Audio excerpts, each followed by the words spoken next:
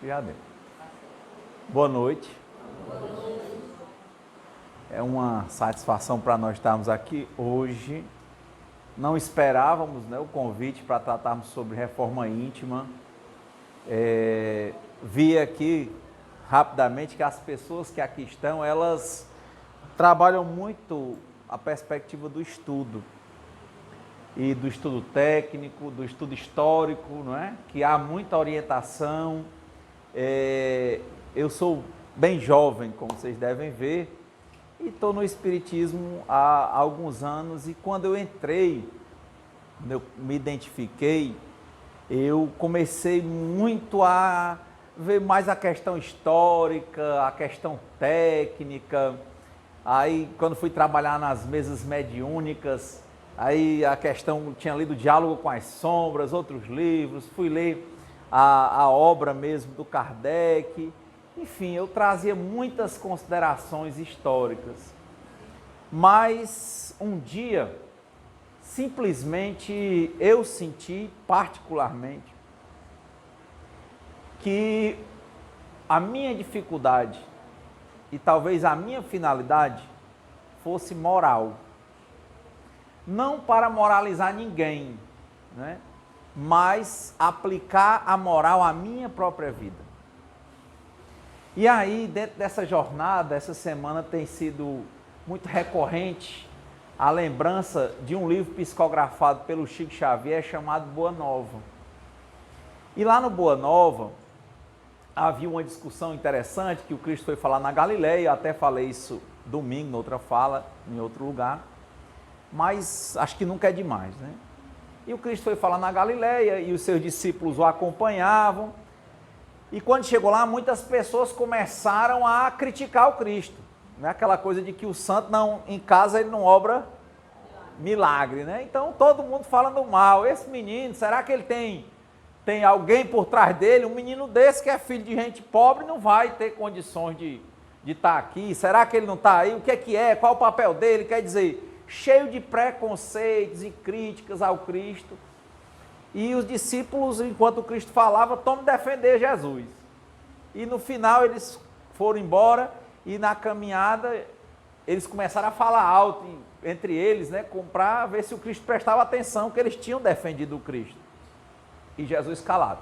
Teve uma hora que Pedro não se conteve e disse: mestre, aí, o que você acha do que nós fizemos, mestre? Aí Jesus disse: o que vocês fizeram? Mestre, aqueles homens, né, como são maus, mestre. Eles, né, lhe criticaram, falaram mal, ficaram falando mal do Senhor e tal. Aí Jesus olha para eles assim: Pedro, quem te disse que eu tenho a pretensão de agradar a todo mundo, Pedro? Pedro, o meu papel é tentar desenvolver o reino de Deus dentro do coração de cada pessoa. Você já desenvolveu o reino de Deus dentro de você, Pedro? Aí Pedro ficou todo errado, né? Acabou a conversa de Pedro. É que adianta, sou mais velho, na hora de andar nas águas não tem coragem. Na hora que tem o primeiro problema, nega Cristo 3 vezes. Diz que não nega, mas na hora que vem, nega.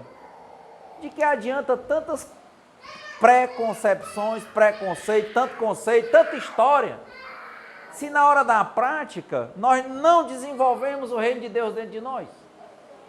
Para que serve tanta conversinha? Foi o que veio na minha mente na época.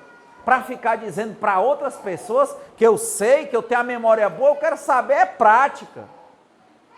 E aí veio a oportunidade de começar a comentar o Evangelho, onde eu atuava na época no Centro Espírita. Aí passei a ser o que ajudava no comentário do Evangelho. E para mais, ficou a questão: eu não preparo. Por quê? Porque não é para ser preparado, é uma coisa para ser vivida.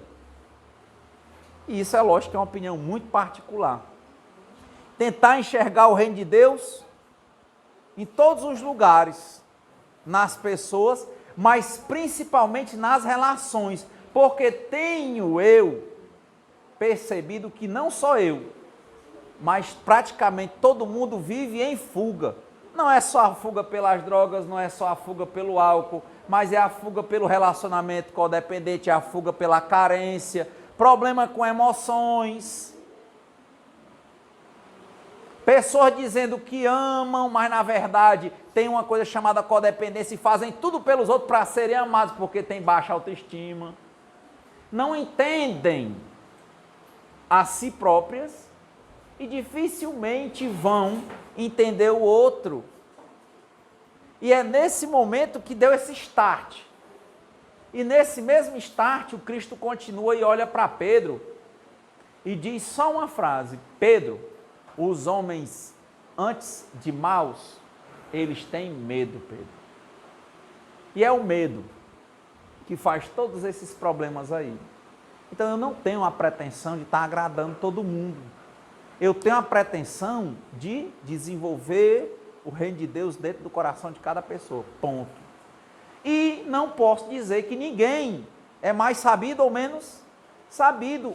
É o nível evolutivo daquela pessoa. 4.500 anos antes de Cristo, dizem que na Tábua da Esmeralda, lá no Egito, Hermes Trismegisto dizia, naqueles conhecimentos ocultos, que ele dizia que a sabedoria, ela só chega aos ouvidos do entendimento. Como assim? Eu posso morrer de dizer para quem tem filho aqui, meu filho não se acompanha com aquele ali não, meu filho é assim, mas ele vai.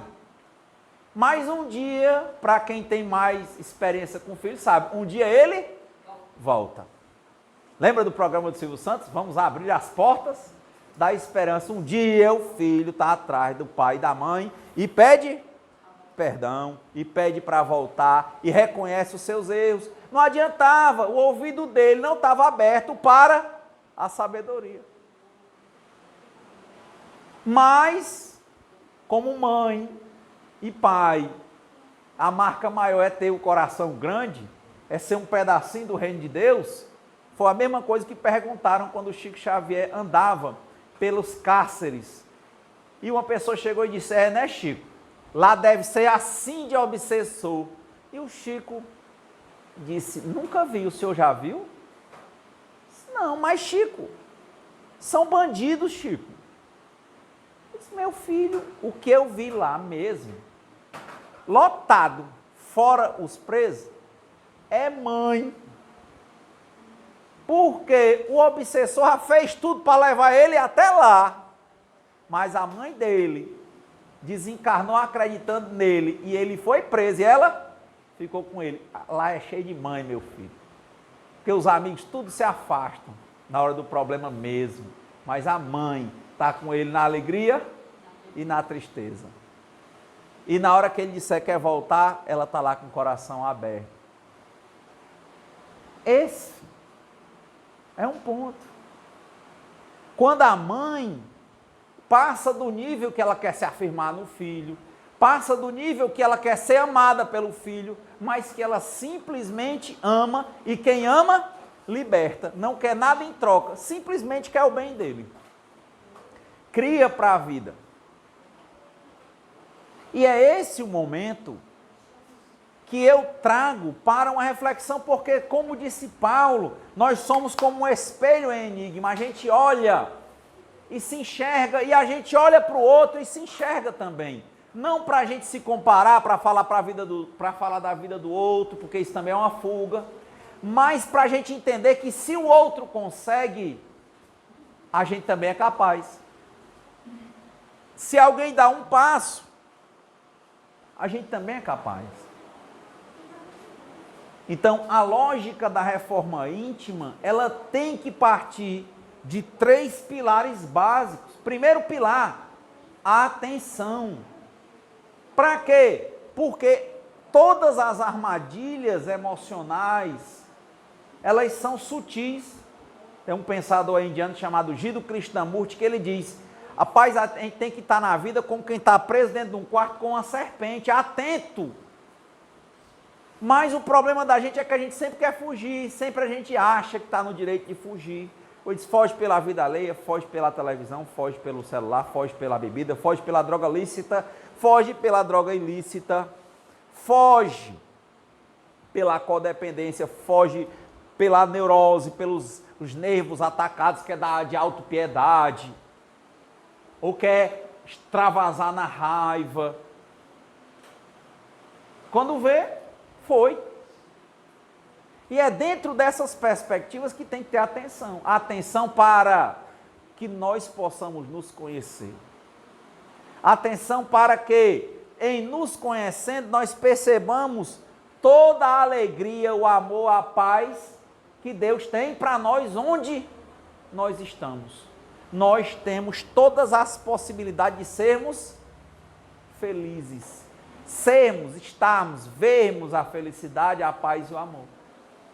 Sentirmos, observarmos, mas o problema maior é, com a falta de atenção, a gente vive fugindo, e principalmente fugindo pela opinião dos outros, carência com os outros, olha para o olho do outro e quer ser aplaudido, quer ser confirmado. Depois vocês podem ler sobre codependência no padrão de conformidade. Para você ser, como a autoestima está baixa, você só é se alguém olhar para você e disser que você é. Aquela coisinha de criança. Pai, eu estou bonito, não estou bonito, né? Estou cheiroso. Ficar perguntando toda a vida. E tem que ter um quê? Da gente saber quem a gente é, qual é o nosso papel, qual é o nosso lugar e principalmente qual é a nossa função. Só que é tanta coisa para a gente fugir. Esse autor que eu falei, o Krishnamurti, ele diz inclusive que onde ele andava, né, que ele faleceu há algum tempo, com quase 100 anos, ele dizia, havia pessoas com livro. Ele disse, isso também muitas vezes é uma fuga.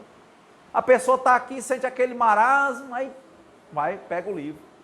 Se eu quero ver, é a vida real, é a vida em relacionamento. É se relacionar sem fugir. É amar sem querer ser amado. É fazer algo que alguém vai chamar de caridade e não perceber. Como quem respira. Nem se lembra que respirou, mas falta a respiração um pouquinho para ver.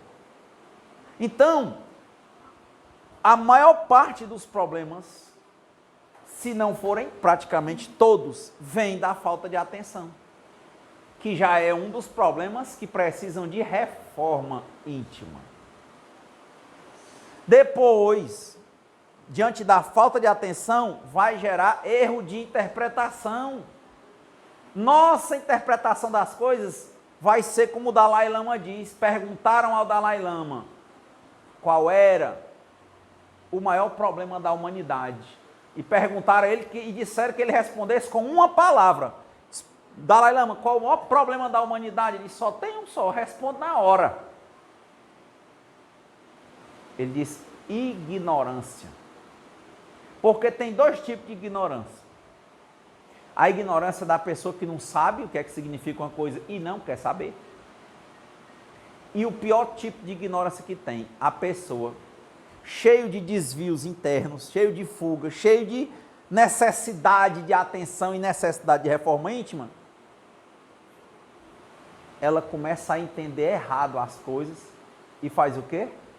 Começa a interpretar e repetir o que ela entendeu errado como se fosse certo. A compreensão errada sobre a natureza das coisas e repetir essa compreensão.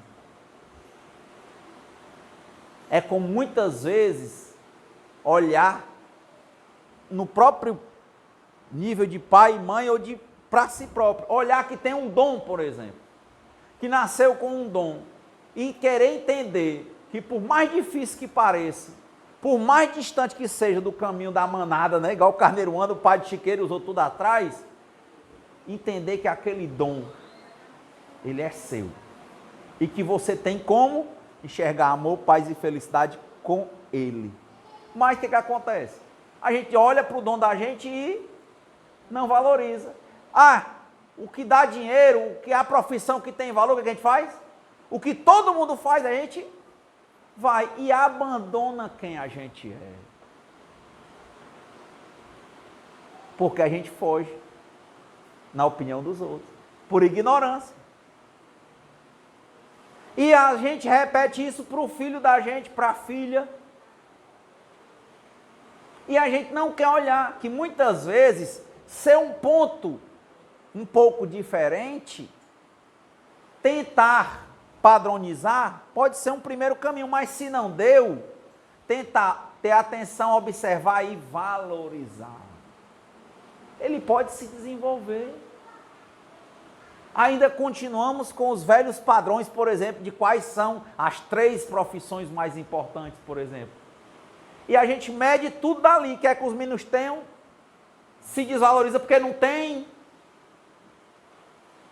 Tudo numa lógica de que a pessoa não é pessoa, ela é trabalho, dinheiro e consumo. Ou ela é o trabalho que ela tem, ou é o dinheiro que ela tem, ou é o que ela ostenta.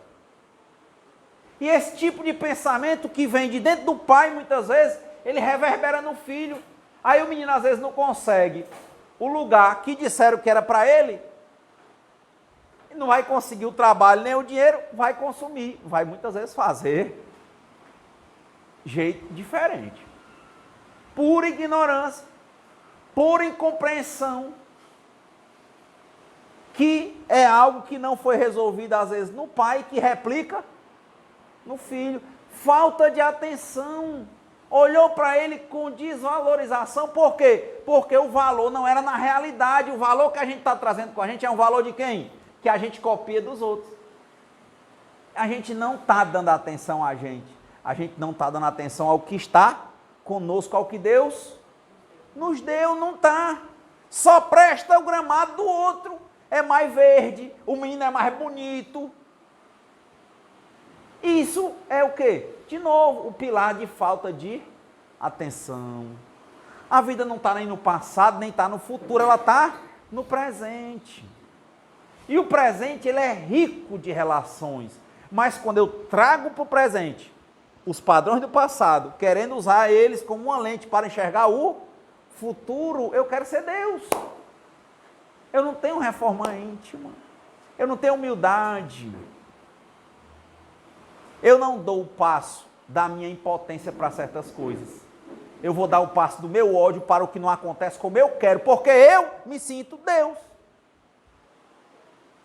Porque se eu tivesse a humildade, eu diria com a oração da serenidade: Deus, conceda-me a serenidade para aceitar o que eu não posso modificar, coragem para modificar o que eu posso e me dá sabedoria para me saber o que eu posso e o que eu não posso.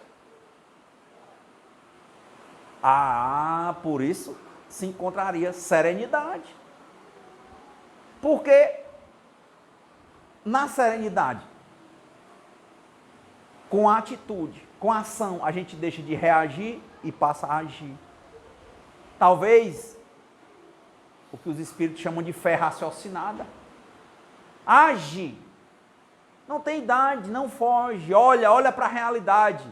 Se os parâmetros usados até agora não estão dando certo, abandona os parâmetros e para e olha para o problema, mergulha no problema. Achei interessante, tem acho que é o Bhagavan Rajneesh e o próprio, que é o Osho, ele dizia assim: qual é a diferença entre um drogado, bêbado, na esquina, e um homem que vive a sua vida todinha dedicada dentro de uma igreja? Ele disse: nenhuma. Ambos são homens em fuga. Só que o que está lá na esquina, a sociedade não aceita. E o outro, a sociedade aprova. Mas ele é um homem dentro de casa? Não é. Ele vive lá na igreja. Dentro de casa ele não é pai. Ela não é mãe. Muitas vezes se foge das... Olha aí, não precisa nem falar. Todo mundo sabe, fala dessa. Todo mundo sabe. Ele foge da responsabilidade.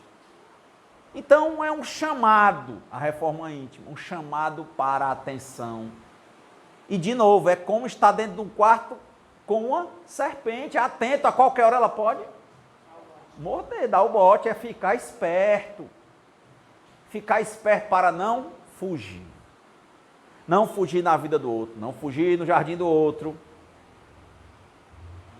Não fugir em comparações, não fugir em falar da vida alheia, não fugir para a igreja. Coisa mais interessante, né? Quando a gente se cerca de conceitos para fugir da vida que é a nossa relação com ela. Ela é a nossa, ela é linda porque ela é nossa. Não tem a de ninguém que é melhor. A sua é sua, a minha é minha. E aí, a gente estava conversando há pouco sobre o aspecto religioso. Sinceramente, a minha compreensão está tão pouca para isso. Porque para mim, bem limpo. Religião é ré de novo. Meu nome é Renato, ré de novo. Dá uma ré, menina. Se tu andou, dá uma ré e volta. Ré é ré de novo. Ligar-se. Ligar-se. Chama-se ligar-se, religião. Pronto, para mim religião é religar-se. Eu vivo em fuga, fui educado para fugir. O que é a minha religião? O que é uma vida religiosa? É ir para o centro e para a igreja? É não, é eu deixar de fugir e me religar comigo. Na hora que eu me religo comigo, eu me religo com o Criador, porque eu começo a entender que Ele me colocou no canto certo. Eu não fico procurando outro lugar, não. Isso é uma vida religiosa, não é vida de centro. Não é bandeira espírita. Coisa mais linda que eu li. Ano passado eu fui reler a codificação, só os traduzidos pelo Herculano Pires. E ele fala lá, um dia haverá uma religião, mas não diz que é o espiritismo. Como se você pegar o Brasil, coração do mundo, pátria do evangelho, todas as histórias dizendo, um dia era para ter sido a Europa, outro dia, agora tá aí, pode ser o Brasil, mas se não quiser, porque não há um destino, meu amigo, minha amiga. Há uma programação. Conforme as nossas ações, que logicamente vem para a gente agir a decisão, antes da decisão a interpretação, para ter uma boa interpretação tem que vencer a ignorância, para vencer a ignorância tem que ter atenção. Então, sinceramente, tenho trabalhado não para defender bandeira de religião nenhuma, mas para defender uma vida religiosa. Independente da bandeira. Qualquer um que faça qualquer coisa que tome conta da própria vida, porque o bom filho, no mínimo, é aquele que tenta não dar trabalho ao pai, meu irmão. Faça a sua parte. E eu aprendi isso com um jovem chamado Paulo de Tarso. Ele dizia, vê tudo, meu filho, mas retende o que é bom. Mas por que com a gente é o contrário? A gente vê tudo, tem 100 portas, fecha uma, eu olho para uma e deixo 99 abertas e só sei olhar para que se fechou. Eu só sei olhar para o que não presta, eu só sei olhar para o ruim. Eu olho para o problema como uma coisa ruim, eu olho para a doença como uma coisa ruim. Por que eu não olho para o problema como uma oportunidade? Por que eu deixo de fugir lá na igreja católica, aí vou fugir na evangélica, depois eu vou fugir aqui no centro espírita? E aí vou passar quanto tempo sentindo dor e sofrendo? Porque eu não quero assumir a minha vida, eu não quero enxergar quando eu sou impotente frente a relacionamentos, que é muito forte enxergar. Quando a gente foi convidado a falar na rua para os moradores de rua, lá pelo grupo Dança Solidária, que a gente fala todo primeiro domingo do mês, lá no centro, ver essa questão muito legal, né? Eu achei, pessoalmente. Mostrar para a pessoa que ela é capaz, mas ela tem que assumir a vida dela. Saber aprender a deixar o passado no passado, não querer controlar o futuro e trabalhar no presente. Tem um livro do André Luiz que ele fala isso. Não vos inquieteis com os resultados. Planta, planta, planta. Os resultados são com Deus. Só posso fazer a minha parte. E o que eu não posso modificar, eu tenho que aceitar. O que é mais que eu tenho que conversar? Eu tenho, de novo, ao começo da história, que tentar desenvolver o reino de Deus dentro de mim. Viver uma vida religiosa. Que é isso? Não fugir, me religar constantemente. Porque é vontade demais de fugir, menino. É vontade de fugir pelo choro, pela tristeza. Que às vezes a tristeza é a gente querendo que o outro olha para mim, o bichinho que não olhou, eu não tive sucesso, que o povo queria. Aí eu olho para mim pelo tristinho. Que incomoda quando a gente aprende o sentido da vida e a gente aprende a olhar com alegria tudo que nos acontece e agradecer. Uma passagem muito linda que eu vi, que conta aí nas histórias de São Francisco, que um dia ele vinha e chegou próximo a um mosteiro, porque criaram, engraçado isso aí, criaram a ordem, que ele foi pedir ao Papa para criar a ordem dos irmãos menores. Mas ele nunca presidiu, ele nunca teve um cargo dentro da ordem, conta a história dele. Ele andava mendicando, o que ele disse para o Papa foi isso, ele disse, olha, eu não posso, eu quero viver o evangelho como Jesus vivia, andando por aí, a pé, descalço, sem templo, sem igreja, e eles reformavam igrejas e deixavam lá. Tinha muita igreja caída porque no interior o dízimo não compensava. Aí montava, depois não tinha.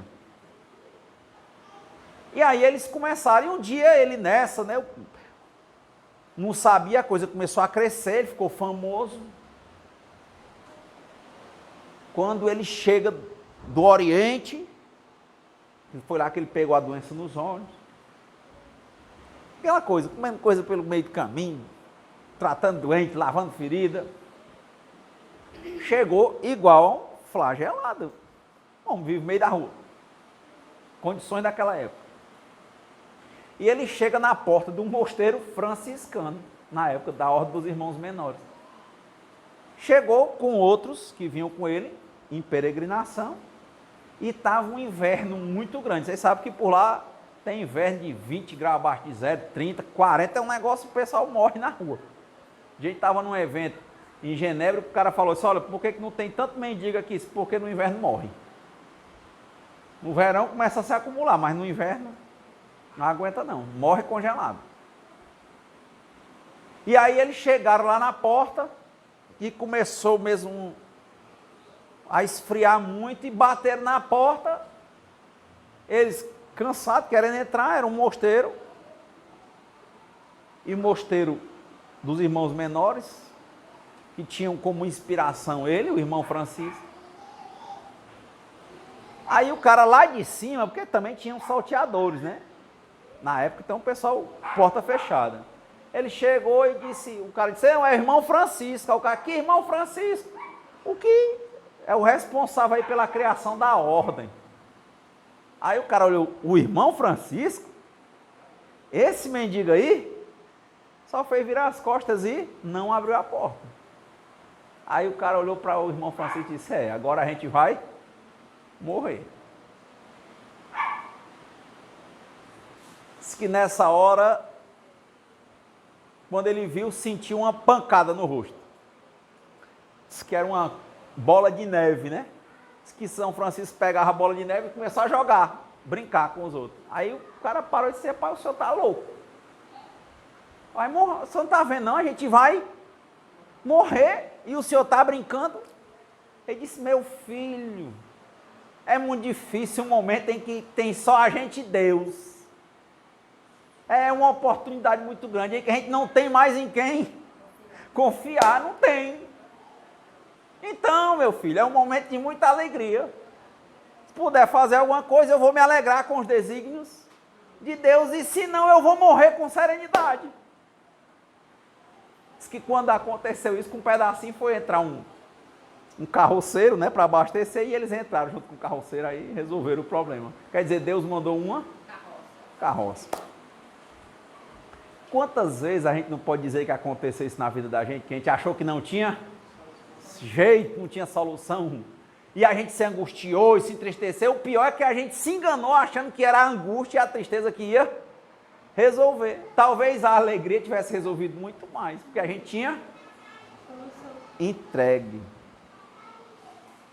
O Hermógenes, que trabalha o yoga no Brasil, trabalhava, né, que ele desencarnou, ele dizia 3 palavras que eu acho muito fortes, nos momentos mais difíceis.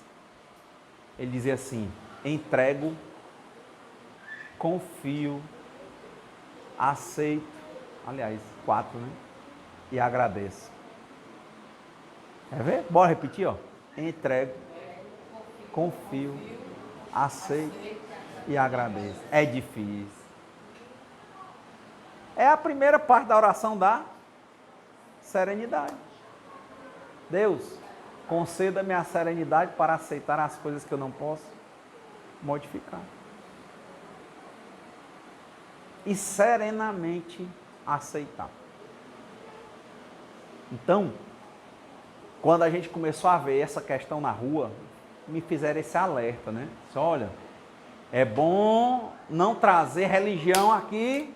Religião, por quê? Porque tem uns que são crentes, outros que não acreditam em Deus, outros que são católicos fervorosos, não é assim? E aí, se a gente trouxer para cá, pode até aparentar que a gente está querendo fazer a caridade lá, que eles levam banho, comida e tal, para atrair fiéis. Aí eu parei e disse, não tem nenhum problema, porque eles sempre me viram falando nos centros espíritas. Eu disse, não, mas eu não defendo bandeira espírita, não.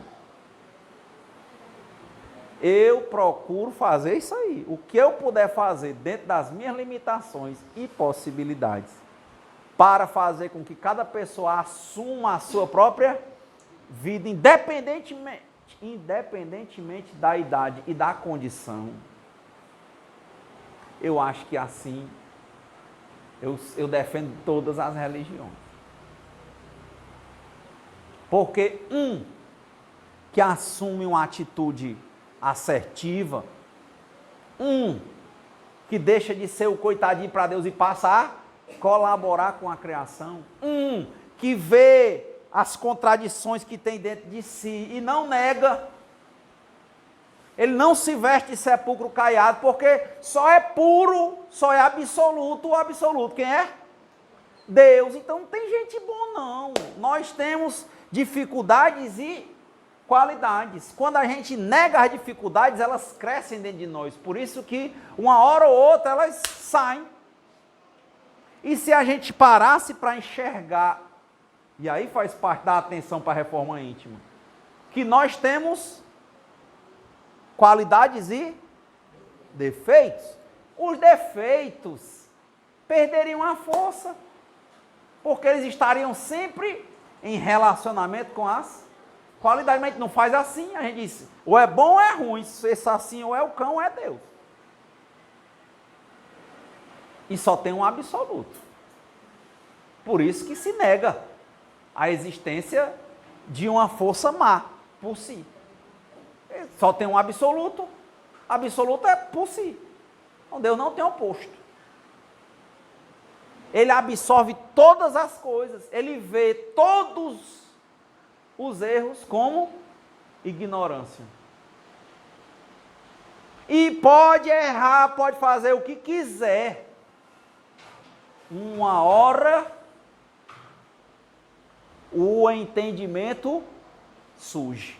Por isso que André Luiz fala, que lá no Livro dos Espíritos fala que a dor é necessária, mas o sofrimento é opcional. Qual é a diferença?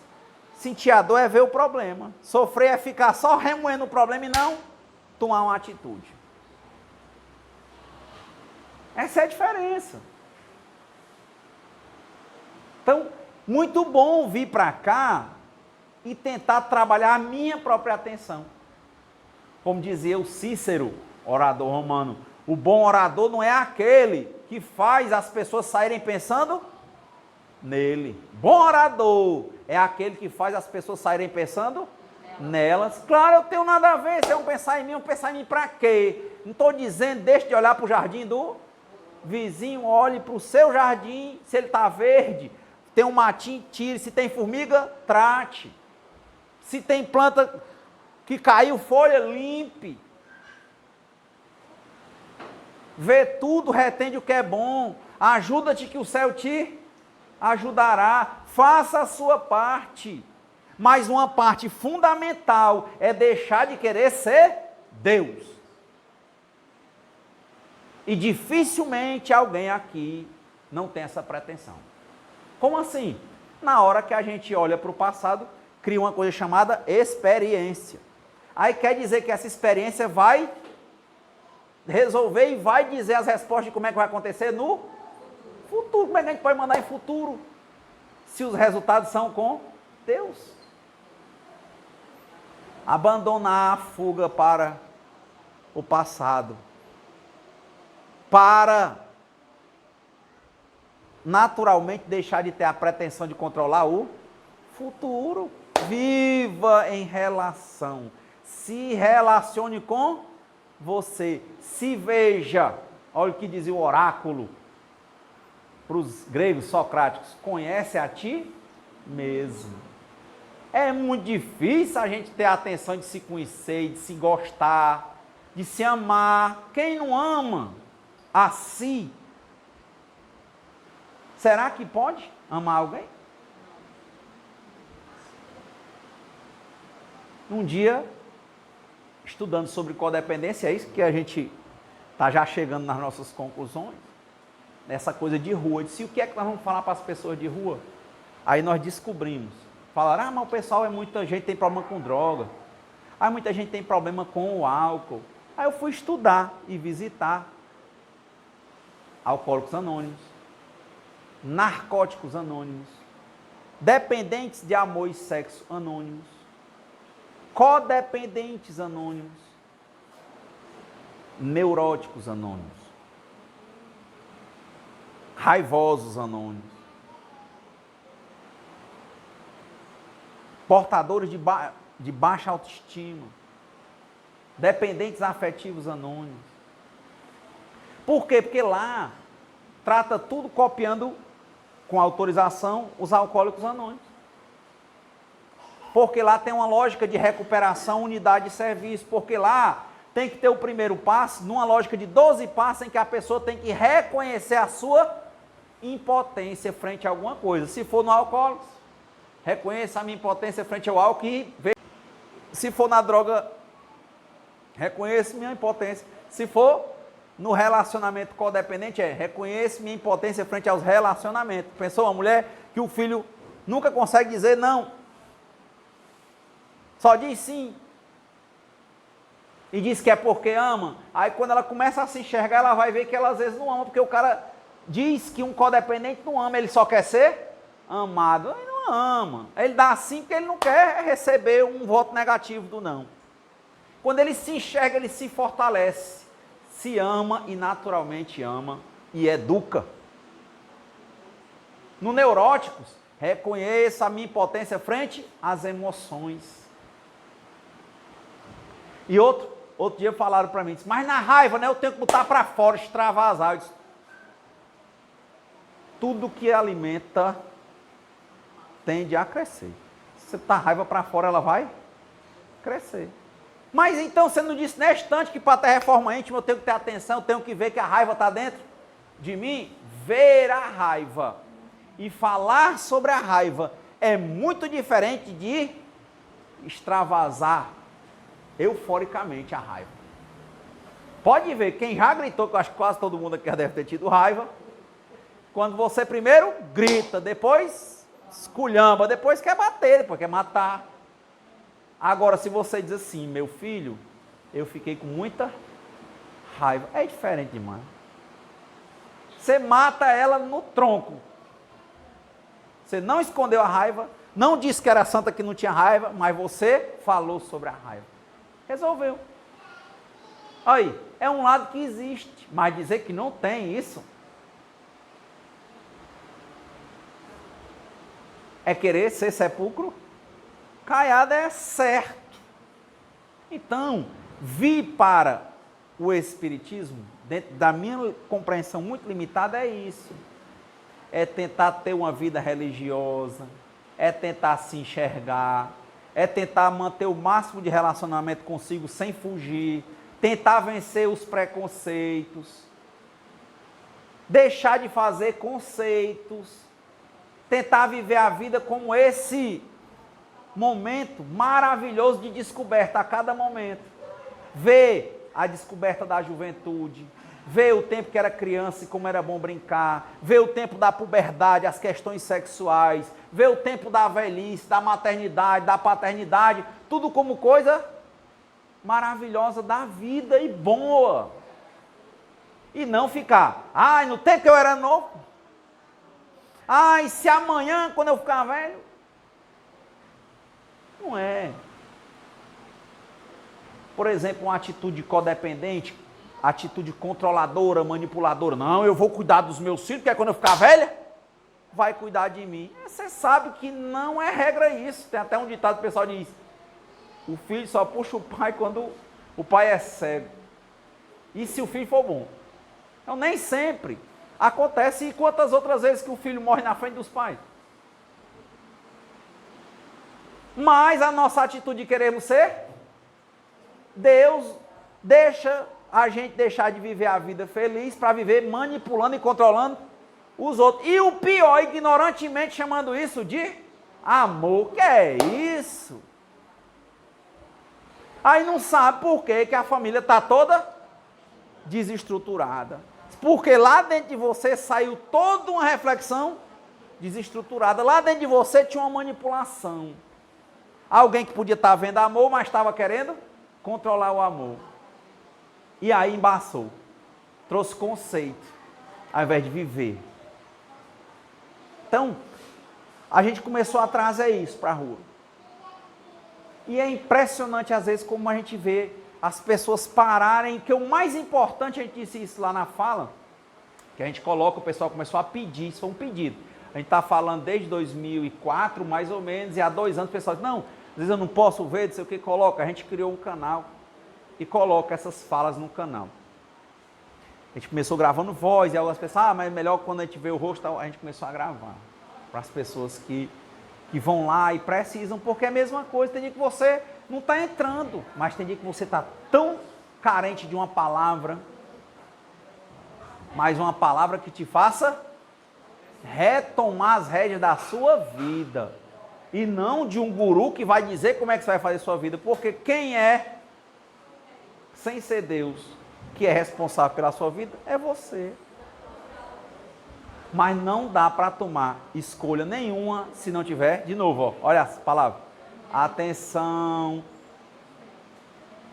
para ter melhor compreensão, para usar melhor a interpretação, e assim se finaliza o livre arbítrio. Mas não dá, se lá no comecinho, daí a reforma íntima, está se enganando,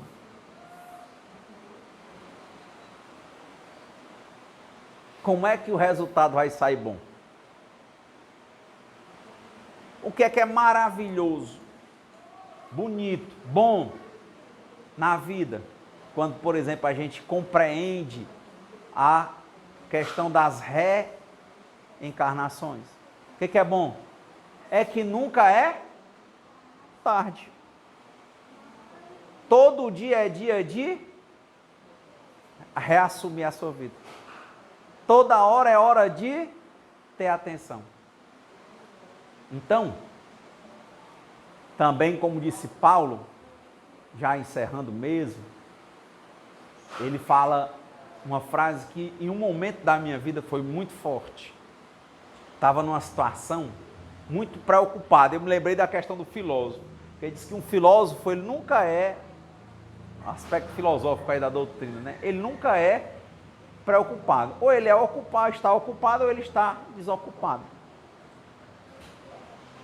Mas, Renato, por que você estava preocupado? Com certeza porque eu estava desatento, porque eu estava fugindo para o passado, para o que as pessoas imaginavam de mim, e querendo regrar o futuro, para dizer onde eu queria chegar, e eu estava com problemas no trabalho.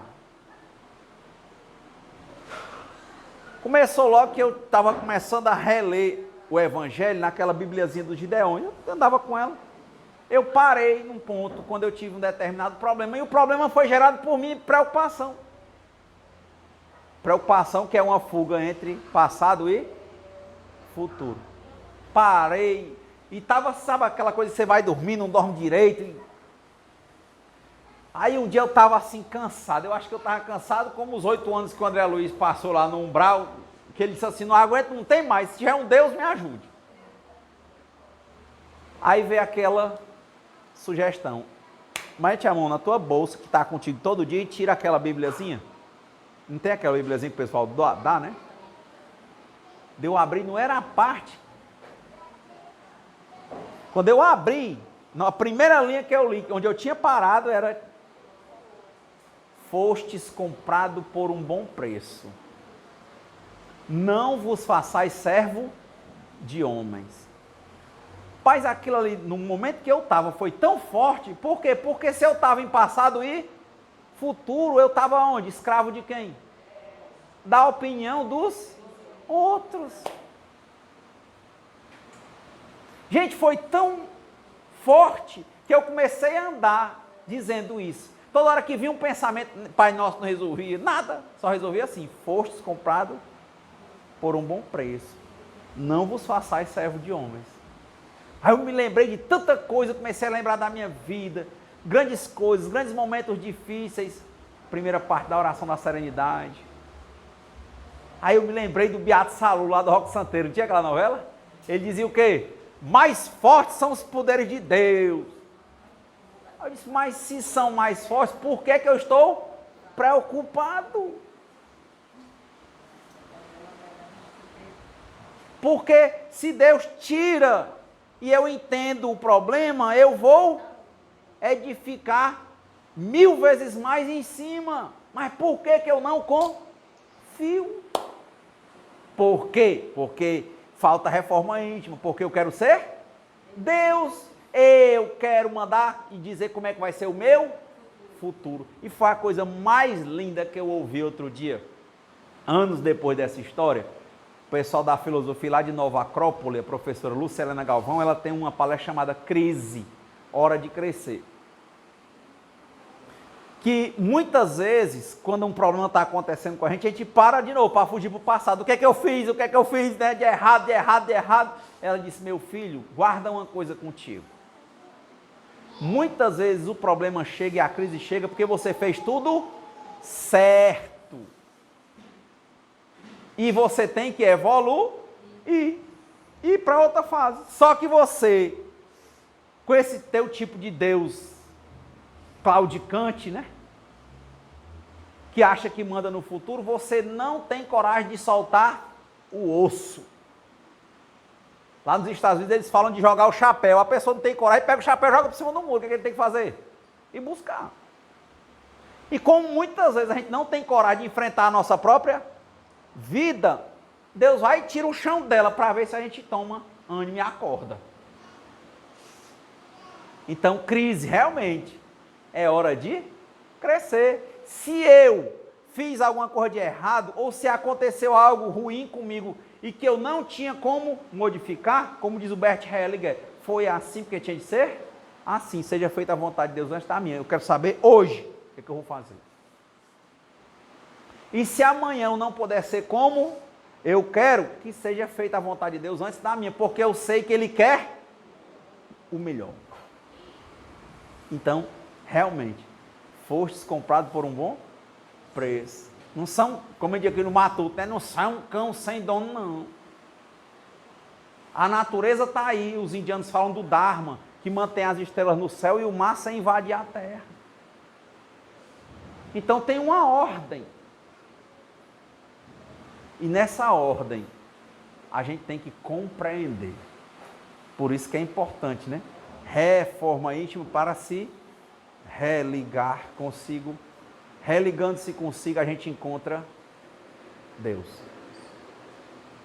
Né? Então, obrigado.